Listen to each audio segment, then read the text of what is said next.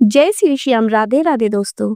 धर्मराज युधिष्ठिर कहने लगे कि हे भगवान, अश्विन कृष्ण एकादशी का क्या नाम है? इसकी विधि तथा फल क्या है? सो कृपा करके कहिए।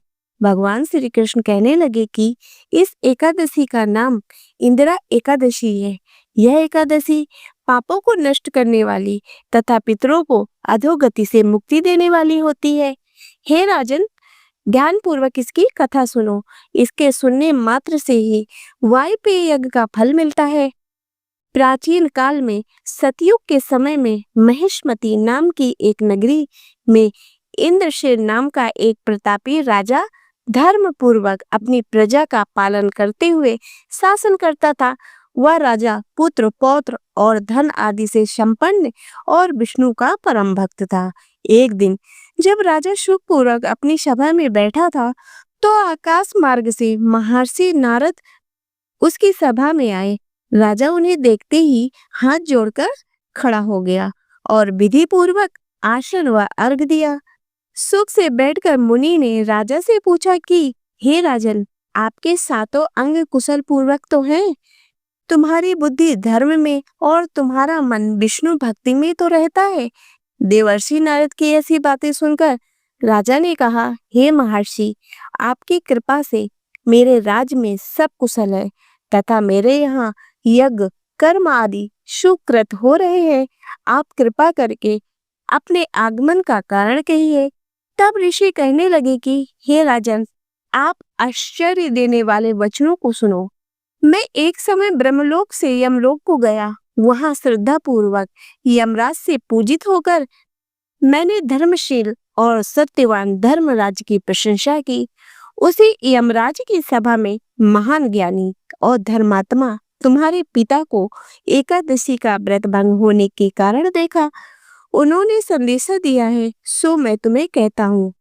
उन्होंने कहा है कि पूर्व जन्म में कोई विघ्न हो जाने के कारण मैं यमराज के निकट रह रहा हूँ। सो हे पुत्र, यदि तुम अश्विन कृष्ण इंदिरा एकादशी का व्रत मेरे निमित्त करो तो मुझे स्वर्ग की प्राप्ति हो सकती है। इतना सुनकर राजा कहने लगा कि हे महर्षि, आप इस व्रत की विधि मुझसे कहिए।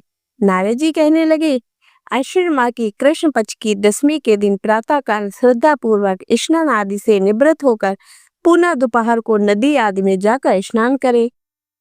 फिर श्रद्धा पूर्वक पितरों का श्राद्ध करें और एक बार भोजन करें।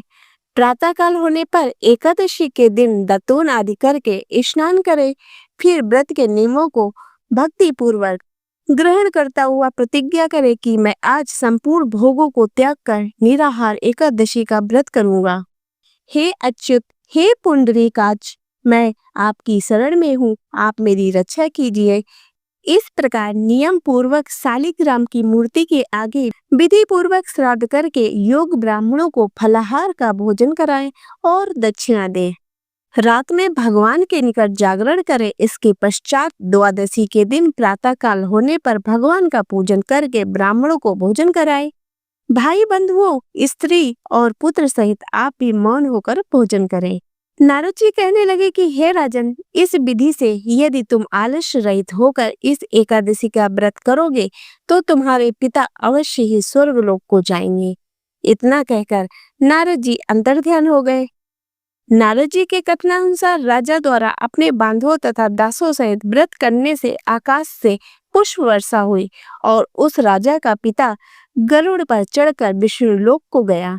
राजा इंद्रसेन भी एकादशी के व्रत के प्रभाव से निष्कंटक राज करके अंत में अपने पुत्र को सिंहासन पर बैठाकर स्वर्गलोक को गया। हे युधिष्ठिर, यह इंदिरा एकादशी के व्रत का महात्म्य मैंने तुमसे कहा।